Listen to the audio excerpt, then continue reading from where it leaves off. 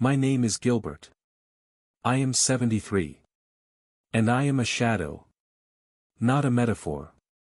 Not a poetic exaggeration. I have truly become a shadow in my own life. People walk past me without noticing. And even those who once called me Titan now call me grandfather, if they even mention me. They don't insult me, you still need emotion to insult. And I get what is worse, indifference. I live on the outskirts of the city, in a house that I once built myself. For my family. To have a home. Today it is empty here, only silence, pressing on my chest like an old debt. The ceiling is crumbling little by little, but I am sweeping. The windows creak, but I am oiling. The house has withered, but it has not collapsed, and neither have I. My daughter has 2 businesses. My son is on the supervisory board of a large holding company. Grandchildren, with gadgets in their hands, with English words instead of Ukrainian, with looks in which I am like a museum exhibit, interesting, but unnecessary. I try to call. Sometimes. But I always hear the same tone signal, subscriber busy. Only instead of short beeps, long pauses of my life that no one wants to hear. Every morning I make tea. 1 bag for 2 brews. I sit in an old chair. I turn on the TV, but turn off the sound, because I have already learned all the voices. Next to me is a notebook. Once it was a notebook of my business ideas. Now I write in it other things. Things that cannot be said out loud. They don't see me in the store. Young cashiers laugh among themselves while I count kopecks. In the hospital, a nurse shouts, "Take this old man away, he doesn't seem to hear anything." I hear. I hear everything. And better than they think. They wrote me off. I am like an old newspaper, fresh only yesterday. And today I am no longer interesting to anyone. And do they really think that is all? That there is nothing left of me but dust? They are mistaken. Because I remember. Every disparaging word. Every averted look. Every conversation in which I was not mentioned, although I was the one who gave these people the opportunity to have it. Inside me is a spark. It smolders slowly. It does not burn yet, but it already warms. This is not revenge, not yet. This is a reminder. To myself. I am still here. I am still thinking. And I still remember how to lead. Because the one who has learned to build is also capable of destroying. I wasn't always a shadow. Once I was a wall against which teeth were broken. I was respected, feared, people came to me not for permission but for blessings. And I gave. Because I knew how to hold back and how to build from scratch. The 90s. Chaos, dirt, crime. Back then, the strongest didn't survive. The one who thought survived. And I thought. I didn't rush. I didn't give in to rage when my first partners betrayed me. I didn't break when the banks burned down, and I was left with a debt bigger than my own house. I didn't sell out. Never. I assembled a team. Not the smartest. Not the most skilled. The most loyal. People I gave a second chance to. And they didn't betray me. We worked day and night. We rented an office in the basement, painted the walls ourselves, loaded the goods ourselves. And every penny was made from blood, not air. The children were still small then. Irina had allergies, they needed expensive medications. Maxim was at school, he was bullied because he didn't have branded sneakers. I worked so that they could have a different life. Higher education. Security. Peace. So that they wouldn't know what it was like to choose between bread and pills. I remember selling my first car to pay for my son's university contract. I remember driving to Kiev at night to negotiate deliveries while my wife kept the business afloat at home. We were a single team, me and her. She was my conscience, my weight on the scales when I wanted to lose my temper. And then, take off. My own logistics center. Network. Contractors. I could call anyone in the city, and the door would open. Even the mayor could not be let in, but they were waiting for me. But I didn't use it for myself. I helped. When Mikola's warehouse burned down, I paid for the restoration. When the accountant was caught stealing and her child had leukemia, I didn't put her in jail. I paid for her treatment and simply said, "You don't work for me anymore.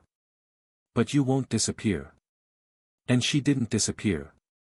Since then, she has silently left apples on my bench. These memories are like arteries leading to the heart. I remember who I was. Not a hero. No. But a person who kept his word. And kept people when everyone else was falling. Today, my phone is silent. They don't call. They don't ask. They don't come. Because they have life, and I have pension. They live, forgetting who gave them the opportunity to live. Irony. I taught them how to win. And they decided that I was no longer needed, because I was out of the game. But they don't understand, I wasn't out. I just made a move they hadn't seen yet. What hurts the most is not the blow. What hurts the most is the little things. I called Maxim yesterday. The phone didn't answer. I called again. And again. 2 hours later, a short message came, "Dad, later. See you." This "later" has been dragging on for 5 years now. I asked my grandson to help me install a new router because the internet had become slow. He arrived, his cap tilted sideways, headphones in one ear. He sat, flicking through the tape while I stood next to him, like a schoolboy next to a teacher.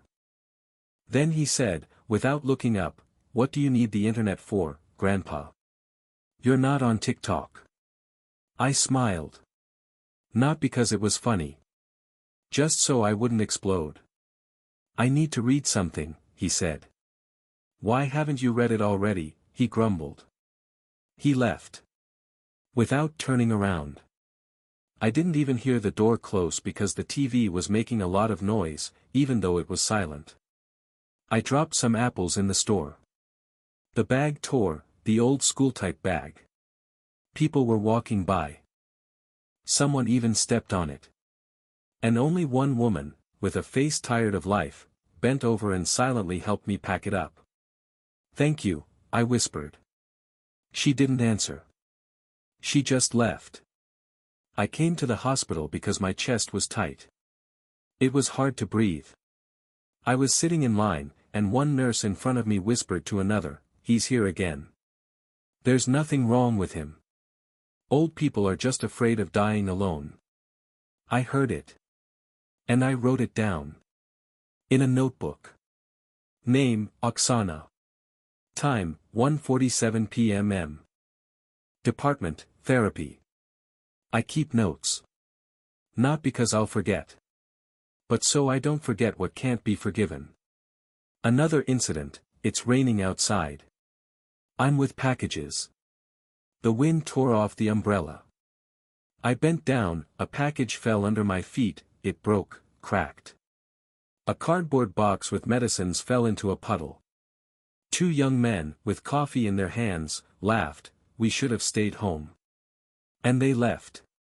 As if it was something innocent. Like a bird. I was silent. I am always silent. Because they don't hear. But I write. There are already 3 notebooks in my diary.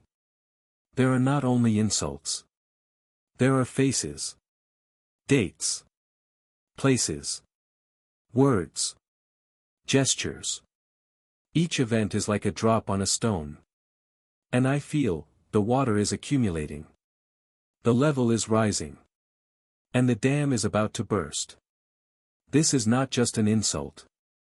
This is awareness. They don't see me because they think I have disappeared. But I have not disappeared. I have simply learned to stand still. And wait. And the longer they laugh, the colder I become. Because I no longer forgive. It didn't happen loudly. No one screamed. No one cried. There was no music from dramatic films, no storm or lightning. Just, the packages fell. I was returning from the pharmacy. My heart was pounding, and my legs were like cotton wool. I took 2 steps and lost my balance. My soles were slipping into holes. I fell. It didn't hurt, at least physically. I just lay on the asphalt, like a piece of furniture that no one needed, thrown out into the street. My medicines flew across the sidewalk. The jars spun like toys. A couple walked by. She said, "My God, look." He added, "And what do you want? These people have one end." And I heard those words, no one needs them. Not for the first time. But for the first time, it didn't pass by. It stuck in me like a knife between the ribs. And something clicked. Not my heart. Deeper. I got up. Slowly. I gathered up the packages. I looked at my hands, old, wrinkled, but still firm. I stood looking up at the gray sky, and for the first time in years I didn't feel small. I remembered who I was. I went back home. I locked the door. I sat down in the darkness. Then I got up and went into a room I hadn't been in for years. I pushed open a closet. I opened a niche in the wall. There was a safe. An old, mechanical one, without a code. I remembered the combination. It's in me like my wife's name. For -8-1-9, the safe opened with a heavy click. Inside was an old push-button phone. Charging for it. My first notebook with contacts. And folders. Documents. Certificates. Copies of signed contracts that no one knows I have. Copies of letters with which I could have ruined reputations 20 years ago, but didn't. Back then I still thought forgiveness was a virtue. I charged my phone. I turned it on. The screen showed the date of the last call, 2011. Today is 2025. And it still works. I opened the first notebook. I wrote down the names. I divided them into categories: family, past debtors, random humiliations, systemic betrayals. This is not a revenge list. This is a map. Strategy. A chessboard. And I am not a pawn. And not even a queen. I am a player. And it was time to start the game. I started with something simple. I wrote a letter.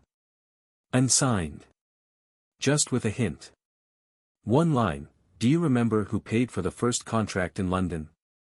I sent it to my son's personal email. Then I found an old acquaintance.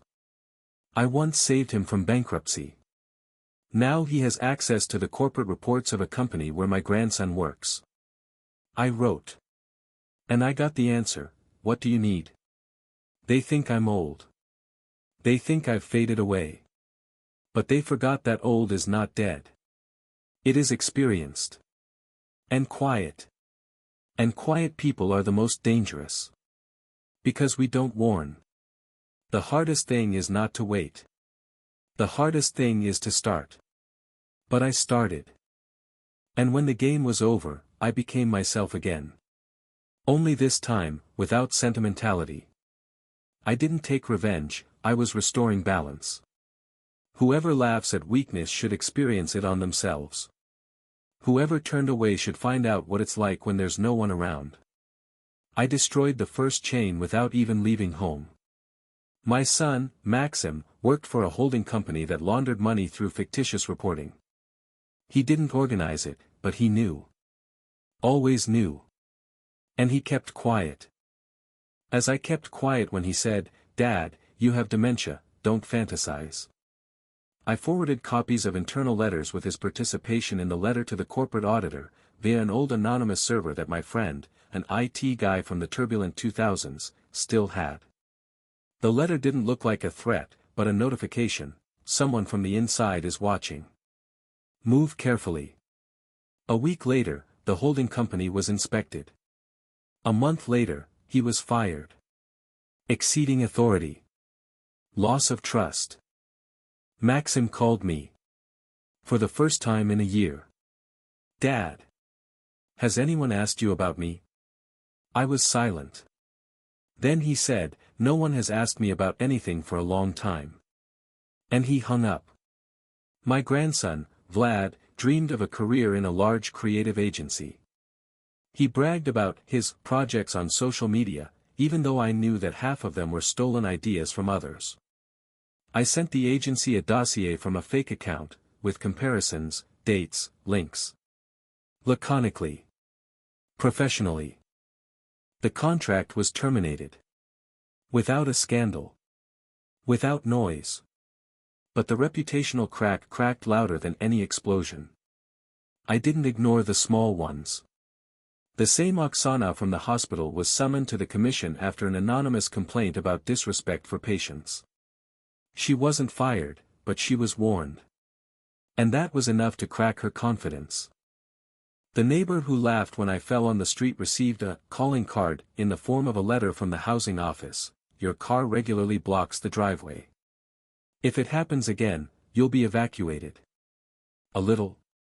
Maybe. But he's not laughing anymore. I leave no trace. I just move, like a shadow over my shoulder.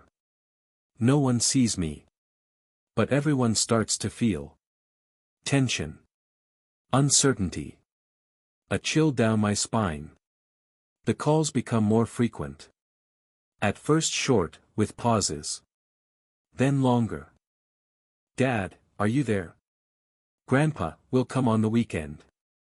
But I don't answer anymore. Neither in my voice nor with my heart. My door is closed. And the phone is turned off. Silence is my language. And invisibility is my mask. Everything I lost, they considered me dead. But I learned that the most terrible weapon is the one that was not taken into account in the calculations. Because I am not a grandfather anymore. I am the architect of the reckoning. And I am not finished yet. I was sitting in an armchair covered with an old blanket. Everything around was as usual, silence, the tea had cooled, the TV was silent. But the air had changed. It had become heavier. Thicker. Because they had come. First Irina rang the bell. Dad, Maxim and I are here. We decided to come. Okay, I said. Then the door. A knock. 1. 2. I didn't open it right away. Let them breathe my air. Let them feel the walls that had become witnesses to the silence they had forgotten. Finally I opened it. Everyone was standing there. My son, my daughter, my 3 grandchildren. Even the one who wears his cap backwards is without it today. For the first time, he's not laughing. Hello, Dad. My son's voice is cracked. Like a schoolboy who got a D in his diary. Sit down, I said. And I went into the room. They followed me. No one spoke. They were waiting for me to start. What would be the moral? Scream. Claims. Tears. But I sat. I watched. One by one, in the eyes of each. In the looks, something new. Fear. Maybe. Respect. Maybe. Awareness. Definitely. And then I understood, I won. Not because I destroyed. But because I reminded. I am not old. I am not the past. I am a mirror in which each of them saw who they had become. I didn't say a word. I just got up, went to the kitchen and put an old notebook on the table. One of the ones with names. They didn't open it. And they didn't ask. But they looked at it, as if it were proof. And they fell even deeper into silence. My granddaughter, the youngest, was the first to come up and hug me. Really. Without words. Like a child asking for forgiveness, not understanding what exactly. And it was honest. I didn't forgive. And I didn't hold a grudge. I just let go. Because it wasn't about revenge. And in restoring the truth. So that they know, old age is not oblivion. It is not silence. This is the stage when you see everything and remain silent, not because you have no strength, but because you no longer need to speak. They left. Not immediately. They sat for a long time. As if in confession. Someone tried to say something, then fell silent again. And I stayed. In the same chair. With the same tea. But something was different. I opened the notebook. On the last page, I wrote, "True strength is the ability to be invisible and still lead. True old age is not weakness. This is the final form of clarity. And if you are afraid of it, you are not yet ready to face the truth."